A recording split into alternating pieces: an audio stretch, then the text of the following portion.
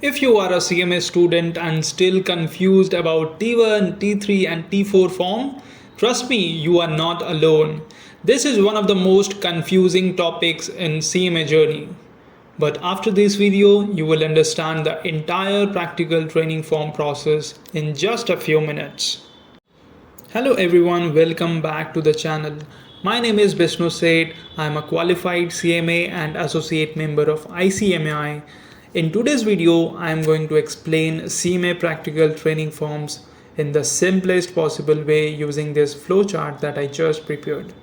So whether you are just starting training or claiming exemption or completing training for final eligibility, this video covers everything. Let's start from the beginning. Whenever you begin your practical training after completion of one group or both the groups of the intermediate examination, the first thing to determine is where you will be doing your training. Technically, you will have two options. Either you can join a CMA firm or an organization which is other than CMA firm. Suppose you are imparting your training under practicing cost accountant or firm of PCMA. Then you need to file form T1 form. The fees for filing this form is 2,500. Simple, right? Now, but if you want to do your practical training under a company or organization, basically not under PCMA, then you need to file form T4. The fees for filing this form is also 2,500. Now some students already have relevant job experience and may be eligible for practical training exemption. In that case, you will use form T3. But exemption is subject to ICMAI approval, so don't assume automatic eligibility. The fees for filing this form is 4,500. Now coming to the most confusing part, training completion forms. Please pay close attention here. If you have completed the entire 15 months of practical training at one go before the cutoff date, then life is easy. Chill and enjoy. You just need to file form T5. Ensure that it is filed before the due date. The due date for filing this form for December term it is 31st August and for June term it's 28th or 29th of February. Done, simple, right?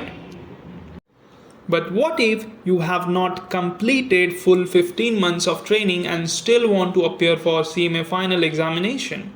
That's where T5A and T5B comes in.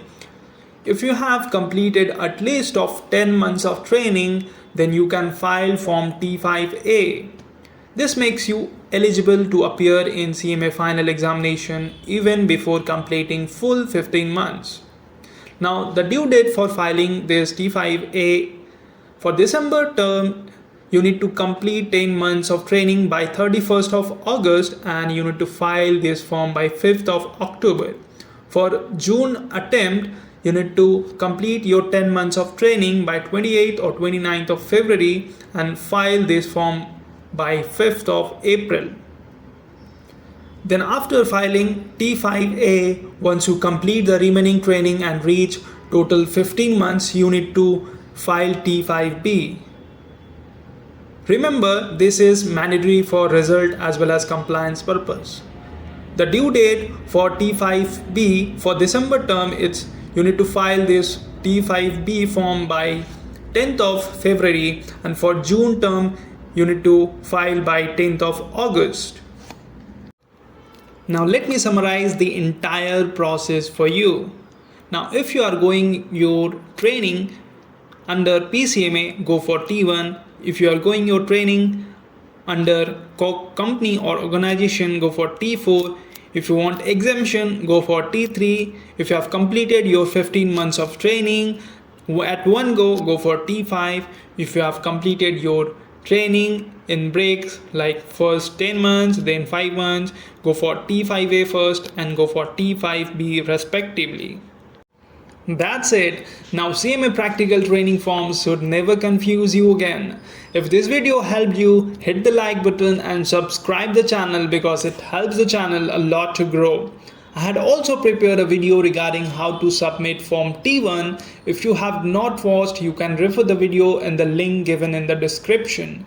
Subscribe for more such CMA guidance content and comment below if you want a step-by-step tutorial on how to fill these forms on the CMA portal. See you in the next video. Till then, bye bye. Take care.